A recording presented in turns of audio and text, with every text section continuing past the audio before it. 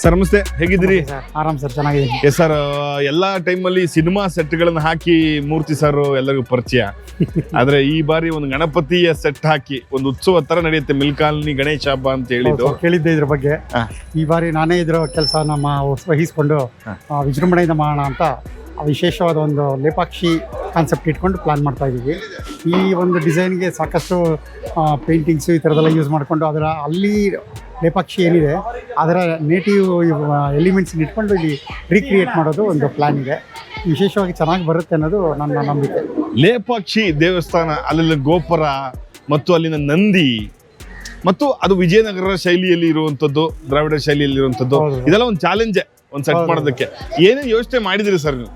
Sir ಅಲ್ಲಿ ವಿಶೇಷವಾಗಿ ಅಲ್ಲಿನ ಗೋಪುರ ಮೀಡಿಯಮ್ ಚೆನ್ನಾಗಿರೋಂಥ ಒಂದು ಗೋಪುರ, ನಂದಿ ಒಂದು ಬರುತ್ತೆ, ಆಮೇಲೆ ಒಂದು ನಾಗಲಿಂಗ ಒಂದು ಬರುತ್ತೆ ಒಳಗಡೆ ಕೊರದು ಮಾಡಿರೋದು, ಅದೆರಡು ವಿಶೇಷವಾಗಿ ಇಟ್ಕೊಂಡು, ಆಮೇಲೆ ತೇಲುಗಂಬ ಒಂದಿದೆ ಆ ದೇವಸ್ಥಾನದ ಒಳಗಡೆ, ಆ ಕಂಬದೊಂದು ರಿಪ್ಲಿಕಾ ಮಾಡೋಣ ಅಂತ ಇದೆ.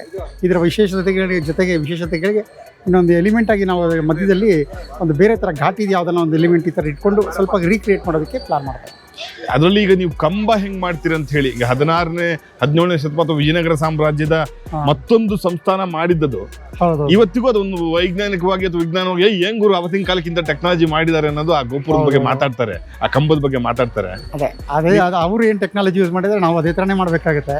ಯಾಕೆಂದ್ರೆ ಆ ಎಫೆಕ್ಟ್ ಬರ್ಬೇಕು ಅಂದ್ರೆ ಬೇಸಿಕ್ ಸ್ಟ್ರಕ್ಚರ್ ಅರೇಂಜ್ ಮಾಡಿದ್ದಾರೆ, ಅದರ ರಿಪ್ಲಿಕಾ ಆಗಿರೋದ್ರಿಂದ ಇದು ಅದೇ ಪ್ರೊಸೆಸ್ ಅಲ್ಲೇ ನಾವು ಇದನ್ನು ಕ್ರಿಯೇಟ್ ಮಾಡೋದು. ಎಷ್ಟು ಜನ ಕೆಲಸ ಮಾಡ್ತಿದ್ದೀರಿ ಸರ್ ಇದರಲ್ಲಿ ನೀವು?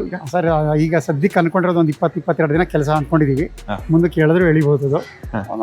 ಒಂದು 25 ದಿನ ವರ್ಕ್ ಆಗುತ್ತೆ. ಗಣೇಶ ಹಬ್ಬದೊಳಗೆ ಬಿಡಲೇಬೇಕಲ್ಲ, ಇದಕ್ಕೆ ಸರ್ಕಲ್ ಮಾಡ್ಕೊಂಡು ಇಷ್ಟು ಟೈಮಲ್ಲಿ ಬಾಂಡಿಂಗ್ ಇಟ್ಟು ಮಾಡೋಣ ಅಂತ. ಎಸ್ ಸರ್, ಒಳ್ಳೇದಾಗಲಿ sir. Thank you sir, all the best.